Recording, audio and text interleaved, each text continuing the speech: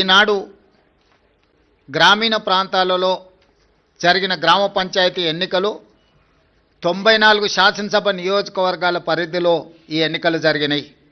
ఈ 94 శాసనసభ నియోజకవర్గాల పరిధిలో జరిగిన ఎన్నికల్లో కాంగ్రెస్ పార్టీ 87 శాసనసభ నియోజకవర్గాలలో మెజారిటీ సాధిస్తే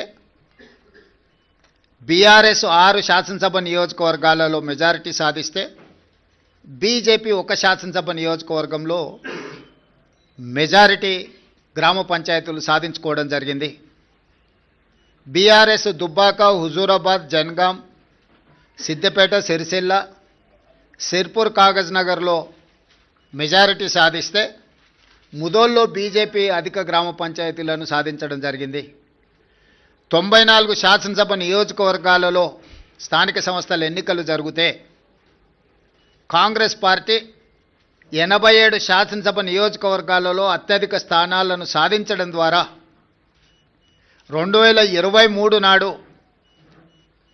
మేము సిపిఐ కలిసి సాధించిన 65, 66 శాసనసభ నియోజకవర్గాలతో పోలిస్తే ఇప్పుడు ఇంకొక 21 శాసనసభ నియోజకవర్గాలు అధికంగా గెలవడం జరిగింది.